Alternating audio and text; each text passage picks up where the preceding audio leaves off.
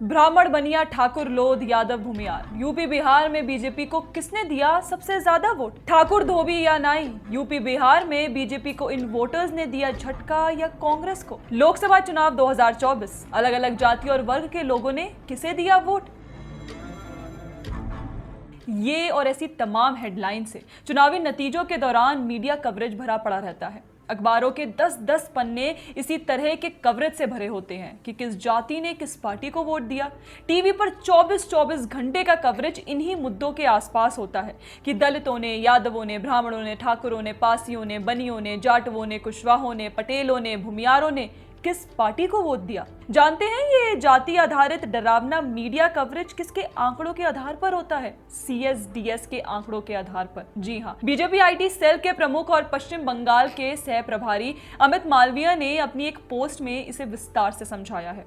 वरिष्ठ चिंतक प्रोफेसर दिलीप मंडल ने भी इसको लेकर एक वीडियो में बात की है। आइए सब कुछ समझते हैं। CSDS यानी the centre for the study of developing societies वही दिल्ली स्थित थिंक टैंक है जो फिलहाल गलत डेटा के आधार पर प्रोपेगेंडा चलाने के लिए चर्चा में है।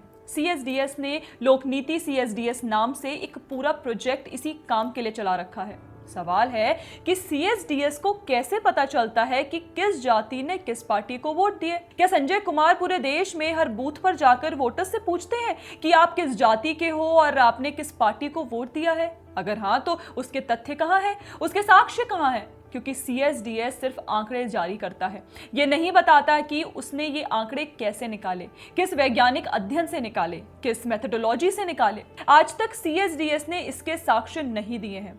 मजे की बात यह है कि आज तक हमारे मीडिया ने उससे इसके साक्ष्य मांगे भी नहीं हैं। पूरा मीडिया जो आंकड़े CSDS दे देता, आंखें बंद करके उन्हीं आंकड़ों के आधार पर खबरें बनाने लगता है, विश्लेषण करने लगता है। दोस्तों, एक और बात समझिए, हमारे देश में लोग इतनी आसानी से किसी भी दूसरे शख्स की जाति ना पूछते हैं और ना ही आमतौर पर अपनी जाति बताते हैं।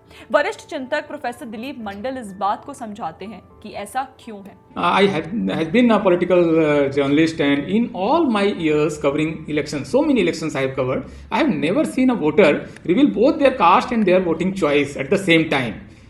Just imagine you go to a electorate, a person who comes out of the polling booth, and you ask two questions. आपकी जाति क्या है?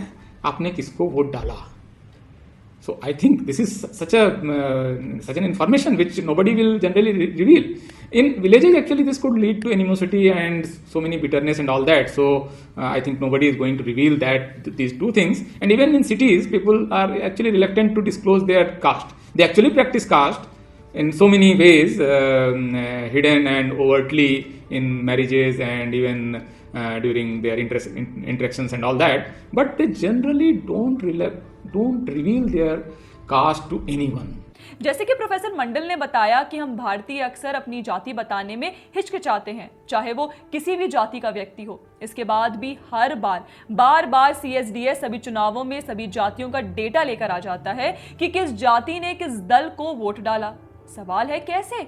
जवाब है गलत डेटा होता है, भ्रामक आंकड़े होते हैं, फर्जी डेटा होता है, कल्पना के आधार पर बनाया गया डेटा होता है। जैसे इन्होंने महाराष्ट्र के लोकसभा और विधानसभा चुनाव में कितने वोटर्स बढ़ गए हैं या कम हो गए, इसके आंकड़े अपने घर में बैठे बैठे ही बना लिया। उसी तरह से जाति के आंकड़े भी ये लोग अपने घरों में या फिर AC वाले कमरों में बैठकर बना लेते हैं। अब दूसरा सवाल ये उठता है कि CSDS ऐसा क्यों करता है? इसे समझने के लिए हमें पहले ये समझना होगा कि CSDS को फंडिंग कहां से होती है। देखिए, CSDS भारत विरोधी विदेशी संगठनों जैसे Ford Foundation, international development research centre, Canada जो कि Gates Foundation, Hewlett Foundation, UK के DFID और नॉर्वे के नोराड जैसे ग्लोबल थिंक टैंक्स के सहयोग से चलता है। इसका अर्थ यह है कि दुनिया के कई देशों के कई बड़े थिंक टैंक और फोर्ड फाउंडेशन मिलकर CSDS को फंड करते हैं। सवाल है क्यों ये फाउंडेशन CSDS को पैसा भेजते हैं? देखिए, भारत विश्व की चौथी सबसे बड़ी अर्थव्यवस्था है और तीसरी बनने जा रही है। आज वैश्विक राजनीति में भारत का प्रभाव किसी भी सुपर पावर से कम नहीं है। ऐसे में दुनिया के सभी देश जानते हैं कि आने वाले समय में भारत एक महाशक्ति बनेगा। यही कारण है कि देश के खिलाफ तमाम षड्यंत्र अंतर्राष्ट्रीय स्तर पर चल रहे हैं, जिनका उद्देश्य है भारत को महाशक्ति बनने से रोकना। इसका सबसे अच्छा उपाय क्या है? उपाय यह है कि भारत की जो फॉल्ट लाइंस हैं, जैसे जाति, वर्ग, समूह और धर्म, उन्हें और गहरा किया जाए, जिससे कि भारत कभी एकजुट हो ही ना पाए। प्रोफेसर दिलीप मंडल भी इसी तरफ इशारा करते हैं। Why would the Ford Foundation or any global organization fund such effort? Why Ford Foundation or other foundations are funding such efforts by CSDS? So I have a hypothesis. I don't know the answer for sure. The answer, I think, lies in the India's rise as a global superpower, and said this is again going to challenge other superpowers very soon. So I think foreign funding agencies, they target these think tanks, and they fund all those issues and concerns like environmental concerns or LGBTQ rights or caste and religious issues, and they actually try to impact or harm or stop the process of India becoming a powerful nation. जैसे कि professor मंडल ने बताया, देश के सामाजिक ढांचे को कमजोर करके राष्ट्र की प्रगति को रोकना ही उनका उद्देश्य है, और इसलिए पूरा ग्लोबल इकोसिस्टम सीएसडीएस जैसे संगठनों को फंड करता है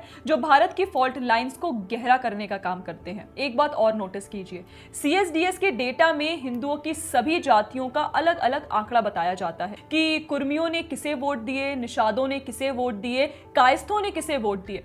जिन जातियों की संख्या बहुत कम है उनके आंकड़े भी जारी किए जाते हैं, लेकिन मुस्लिमों को लेकर ऐसा नहीं होता। मुस्लिमों के आंकड़े एक धार्मिक समूह की तरह जारी किए जाते हैं।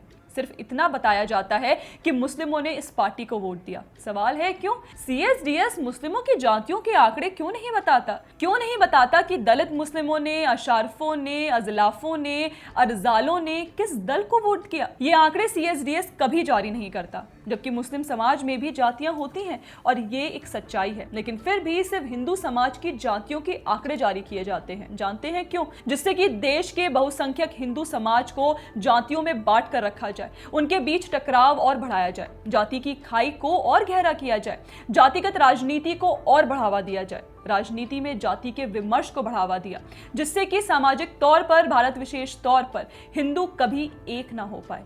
यही तो भारत विरोधी वैश्विक शक्तियों का उद्देश्य है, और अपने इस उद्देश्य की पूर्ति के लिए वे कभी योगेंद्र यादव को प्यादा बनाते हैं, कभी सीएसडीएस के संजय कुमार को, और ये प्यादे जो आंकड़े निर्मित करते हैं उन्हें पहले वामपंथी इकोसिस्टम हवा देते हैं और फिर मेन स्ट्रीम मीडिया भी उन्हीं आंकड़ों को उठा लेता है। कांग्रेस पार्टी और राहुल गांधी वैश्विक इकोसिस्टम के इस नैरेटिव को जमीन पर लागू करने में कोई कसर नहीं छोड़ते। आपने देखा ही होगा कि कैसे राहुल गांधी पब्लिक रैलियों में, रोड शो में हिंदुओं को जाति के नाम पर भड़काने और बांटने का प्रयास करते हैं। इस तरह देखें तो सीएसडीएस देश विरोधी बहुत बड़े षड्यंत्र का शुरुआती मोहरा है, जहां से प्रोपोगंडा बनना शुरू होता है। और अब कांग्रेस के कथित वोट चोरी अभियान के लिए सीएसडीएस जिस तरह गलत आंकड़े जारी करते हुए पकड़ा गया है, वो इस बात पर पूरी तरह से मोहर लगाता है। ऐसे में निश्चित तौर पर कहा जा सकता है कि सीएसडीएस कोई एक और थिंक टैंक नहीं है, बल्कि विदेशी फंडिंग पर पलने वाला, हिंदुओं को जातियों में बांटने के लिए काम करने वाला देश विरोधी वैश्विक इकोसिस्टम के नैरेटिव वॉरफेयर का एक टूल है। अब सवाल उठता है कि सीएसडीएस के इस गंदे खेल को रोका कैसे जाए? तो दोस्तों, इसके लिए हम सबको मिलकर आवाज उठानी होगी और सीएसडीएस को, संजय कुमार को हर प्लेटफॉर्म पर एक्सपोज करना होगा और चुनाव आयोग से मांग करनी होगी कि सीएसडीएस के जाति आधारित आंकड़े जारी करने पर रोक लगाई जाए। सीएसडीएस भारत विरोधी इकोसिस्टम का टूल दिखाई देता है। इसको लेकर आपका क्या कहना है, हमें कमेंट सेक्शन में जरूर बताएं। बाकी अगर आपको हमारा कंटेंट पसंद आता है तो हमारे चैनल को सब्सक्राइब भी कर लें। जय हिंद।